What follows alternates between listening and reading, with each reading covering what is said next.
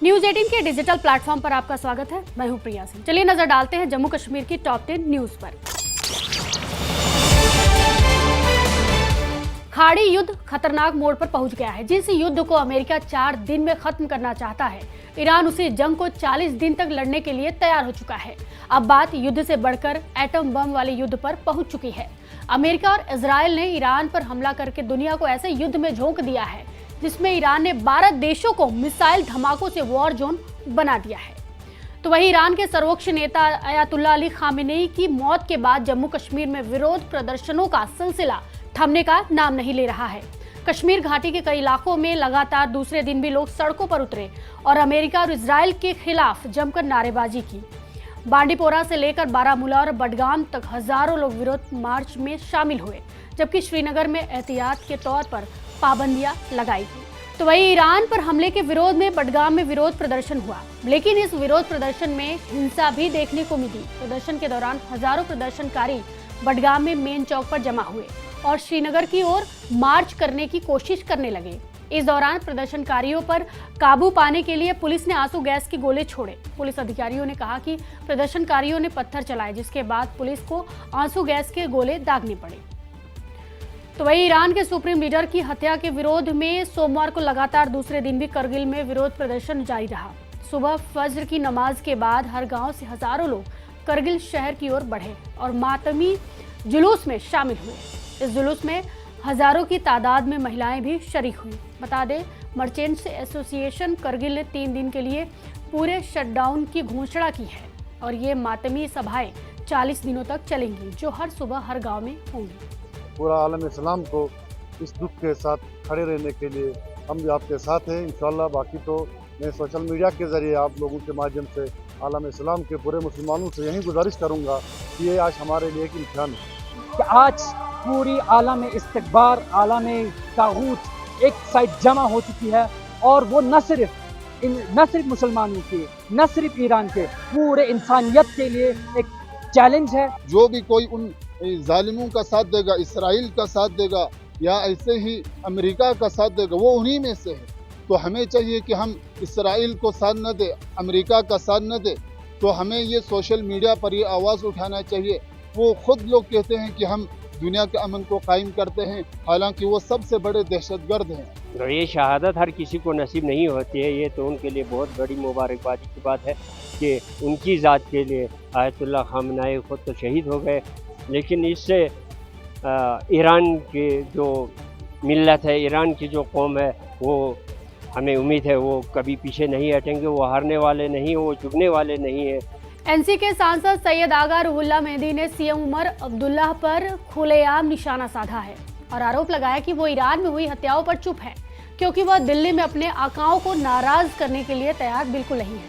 उधर Jammu Kashmir national conference के Jammu provincial president advocate रतन लाल गुप्ता ने आगा रुहुल्लाह और पार्टी लीडरशिप के बीच किसी भी अनबन से इनकार किया। उन्होंने कहा कि आगा रुहुल्लाह की तरह सीएम समेत हर कोई ईरान और दूसरे मिडिल ईस्ट देशों में जो हो रहा है उससे परेशान और निराश है। लड़ाई चल रही है, हम तो हमेशा शांति की बात करते हैं और चाहते हैं कि कोई भी किसी किस्म की इस किस्म के कन्फ्लिक्ट हो तो आपस में मिल बैठ के बात करें। आज जो पूरे दुनिया में हो रहा है वो ना ह्यूमैनिटी के लिए अच्छा है।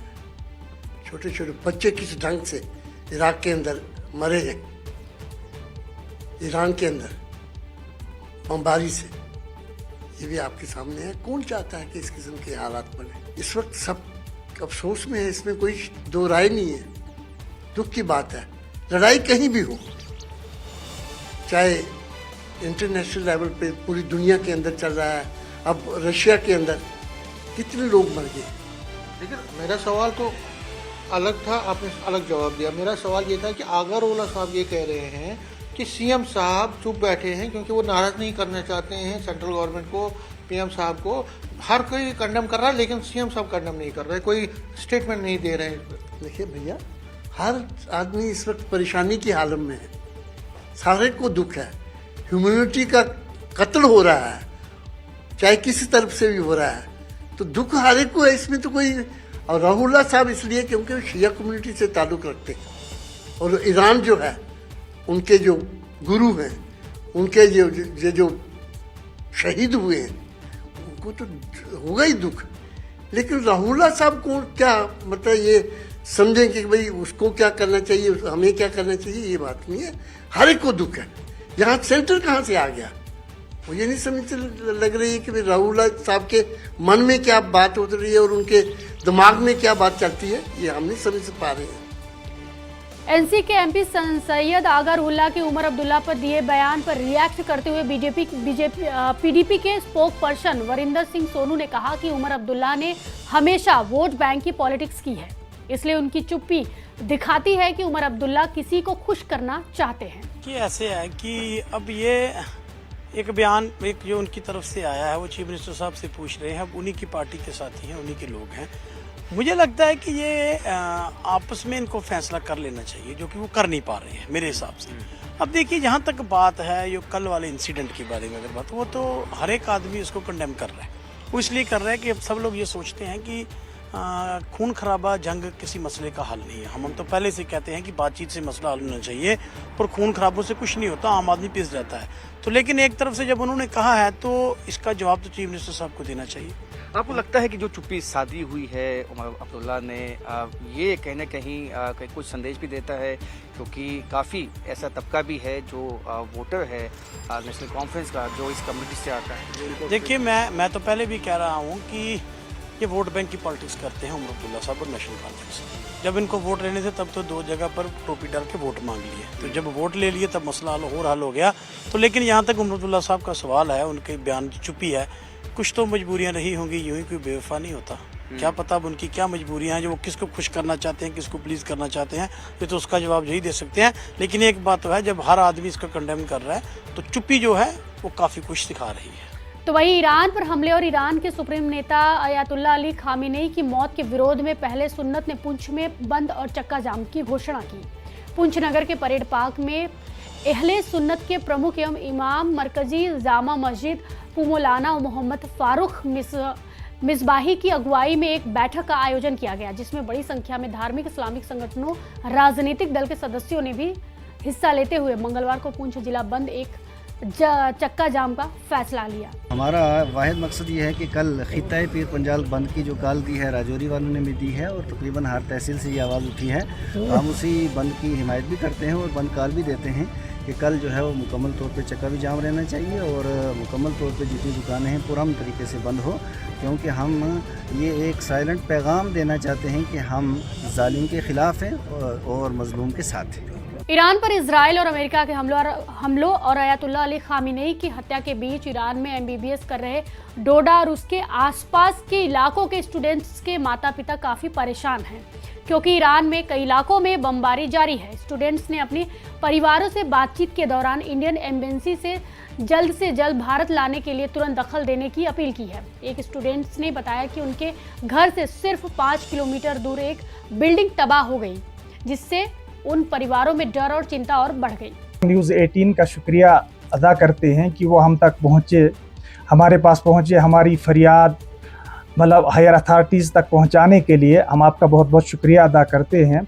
रही बात ईरान और इस्राइल अमेरिका की जंग की, तो सबसे पहला टारगेट वहाँ पे तेहरान है, जहाँ पर हमारे बच्चे इस वक्त मुकीम हैं। वहीं पे यूनिवर्सिटी में मेरा बच्चा Iran university of medical sciences Tehran में ज़ेर तालीम है, और मेरे बच्चे का फाइनल ईयर है। आपके बच्चे का क्या नाम है? मेरे बच्चे का नाम है तस्नीमुल हुदा, वो फाइनल ईयर का स्टूडेंट है, अभी उसके सिर्फ 6 महीने बाकी थे। एग्जैक्टली किस जगह है वो तेहरान में Iran university of medical sciences का तालिब इल्म है, वो एमबीबीएस वहाँ से एमबीबीएस की तालीम हासिल कर रहे हैं, और वो इस वक्त तेहरान में एक अपार्टमेंट में हैं, जहाँ पर रोज़ रात के वक्त उनके अपार्टमेंट के बिल्कुल करीब मिसाइल गिरते हैं। वो बड़े खौफ और हरास में इस वक्त वहाँ पर ज़िंदगी गुजार रहे हैं। हम ये उम्मीद रख रहे हैं अपने जनाब प्रधानमंत्री से और खारजा वज़ीर एस जयशंकर जी से, जैसे उन्होंने पहले उनको इवाकुएट किया था, हम उनके बड़े शुक्रगुजार हैं, तहे दिल से शुक्रगुजार हैं कि हमारे बच्चों को पहली बार भी बाहिफाजत घर पहुँचा दिया था।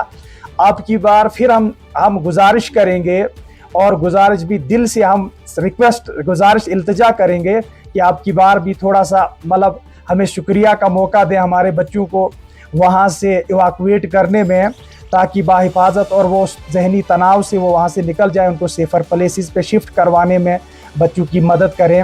और हम ज़रूर उम्मीद रखेंगे ताकि बच्चे भी इस वक्त जो साइकोलॉजिकल जहनी तनाव के शिकार हो रहे हैं। विरोध प्रदर्शन तेज होने पर कश्मीर घाटी में सिक्योरिटी कड़ी कर दी गई है। विरोध प्रदर्शन बढ़ने पर पूरी कश्मीर घाटी खासकर श्रीनगर में सिक्योरिटी फोर्स को हाई अलर्ट पर रखा गया है। शहर में आने जाने के सभी रास्ते सील कर दिए गए हैं और कड़ी निगरानी रखी गई है। वही हेलीकॉप्टर ऊपर से हालात पर नजर रखे हुए हैं, यानी बनाए हुए हैं, जबकि सिक्योरिटी वाले शहर के बीचों बीच और लाल चौक जैसे सिविल लाइंस जैसे खास जगहों पर तैनात हैं। हालात तनावपूर्ण बने हुए हैं और अधिकारी कोई भी रिस्क नहीं लेना चाहते क्योंकि अशांति फैल रही है। तो वही इलेक्शन कमीशन ऑफ इंडिया अप्रैल से पूरे देश में वोटर रोल के स्पेशल इंटेंसिव रिवीजन का अगला फेज शुरू करने वाला है। जम्मू और कश्मीर यूनिट टेरिटरी में यह काम उसी अप्रैल महीने से शुरू होने की उम्मीद है। न्यूज़ 18 जेकेएल से बात करते हुए जम्मू और कश्मीर के chief election officer Sanjeev Verma ने कहा कि उन्होंने स्टाफ को ट्रेनिंग दी है और इस प्रोसेस के लिए पूरी तैयारी कर ली है। उन्होंने कहा कि SIR वोटर लिस्ट का एक डिटेल्स घर घर जाकर किए जाने वाला रिवीजन है, जिसका मकसद डुप्लीकेट रिकॉर्ड की पहचान करके मरे हुए या शिफ्ट हुए लोगों के नाम हटाकर और नए एलिजिबल वोटरों को शामिल करके वोटर रोल को अपडेट और साफ करना है। चीफ इलेक्शन ऑफिसर ने साफ कहा है कि अगर वोटर कार्ड पाए गए तो सभी नॉन रेसिडेंट लोगों का नाम वोटर रोल से हटा दिया जाएगा। देखिए, सबसे पहले तो मैं यह बताना चाहूँगा कि ये प्रक्रिया इलेक्शन कमीशन ऑफ इंडिया के डायरेक्शंस पे होती है और ये लगभग बड़ा ऐतिहासिक हिस्टोरिकल इवेंट होगा जब इसकी नोटिफाई की जाएगी, क्योंकि 20 साल के बाद ये दोबारा से ये इंटेंसिव एक्सरसाइज की जाएगी। हालांकि हर साल के शुरू में स्पेशल समरी रिवीजन की जाती है और जैसे नाम बताता है इंटेंसिव और समरी, तो इंटेंसिव रिवीजन में डोर टू डोर सर्वे किया जाता है और जो बूथ ऑफिसर्स हैं वो अपने वोटर के साथ राबिता करते हैं, कांटेक्ट करते हैं और इस एक्सरसाइज में इनमरेशन फॉर्म्स हर वोटर के, अगर आपका वोट बना है तो आपको वो डिस्ट्रीब्यूट किए जाएंगे, अगर नहीं बना तो वो अप्लाई करेंगे अपना वोट बनाने के। तो एक किस्म से री रजिस्ट्रेशन की एक्सरसाइज है, मगर वो सोच के बिल्कुल इसमें आपको चिंतित नहीं होना है, क्योंकि हमने पिछले चंद महीनों से लगभग अगस्त महीने के बाद से एक बड़ी इंटेंसिव प्रक्रिया प्री रिवीजन की शुरू की है, जिसमें कि BLOs टेबल टॉप के ऊपर अपने माने कि वो अपने ऑफिस में या जो उनका कार्यालय है डेजिग्नेटेड वहाँ बैठ के या वोटर्स को भी जाके सारे वोटर्स को देख रहे हैं जिनका नाम 2005 में और लेटेस्ट जो हमारी वोटर लिस्ट है उसमें नाम, उसको आपस में कंपेयर कर रहे हैं और जिनके नाम 2005 में और अभी लिस्ट में है तो वो बड़ी सहायता के साथ री रजिस्टर हो जाएंगे। हाँ, अगर कोई नया वोटर है तो उनके पिताजी का माताजी का नाम पुरानी वोटर लिस्ट में है 2005 में, तो वो भी बहुत सहायतापूर्ण वो एक्सरसाइज की जाएगी और बहुत छोटा परसेंटेज है।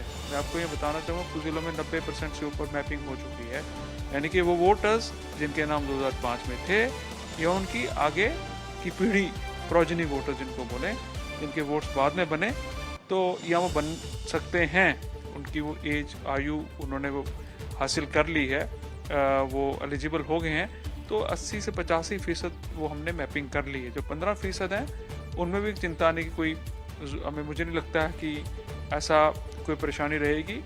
तो जम्मू कश्मीर में हमारी एक्सरसाइज बड़ी सहायता के साथ, सुगमता के साथ, मैं पूर्ण यकीन हूँ कि एक्सरसाइज जो है ये तकमील तक पहुँचेगी, ये कल्मिनेट होगी, ये पूर्ण की जाएगी और हमारा केंद्र जो है वो फोकस जो है वोटर है, ताकि वोटर को, हर वोटर जो एलिजिबल वोटर है वो citizen of this country shall not remain excluded from this intensive revision or getting his or her vote registered in the voter list, whatever is applicable to him or her। तो हमारा एक बहुत बड़ा अमला right from district election officer, EROs, AEROs, BLOs, supervisors और तमाम तरह के जो स्टेक होल्डर्स हैं, वॉलंटियर्स हैं, उसमें जुड़ेंगे। और जैसे मैंने पहले जिक्र किया कि एक्सरसाइज पिछले चंद महीनों से हम लोग एक बेसिक फंडामेंटल सर्वेइंग का काम कर रहे हैं और जैसे आपने बोला कि अप्रैल महीने में एंटीसिपेटेड है, एक्सपेक्टेड है कि एक प्रक्रिया नोटिफाई की जाएगी। हालांकि SIR डिक्लेयर हो चुका है लेकिन नोटिफाई डेट्स नहीं हुई हैं, तो that is a seamless process. और ये जिस तरह से देश के बाकी हिस्सों में एक्सरसाइज पूर्ण हो चुकी है या अभी वो बहुत सारे राज्यों में, केंद्र शासित प्रदेशों में ये एक्सरसाइज जो है वो इख्तिताम पजीर हो रही है, वो कंप्लीशन की तरफ जा रही है। और बाकी देश के हिस्सों में फेज़ मैनर में, जैसे जम्मू कश्मीर और बाकी यूटीज़ और राज्यों में एक्सरसाइज जो है वो शुरू की जाएगी, नोटिफाई की जाएगी। इस टॉप 10 पर आपकी क्या प्रतिक्रिया है, हमें कमेंट बॉक्स में ज़रूर बताएं। फॉलो कीजिए न्यूज़ 18।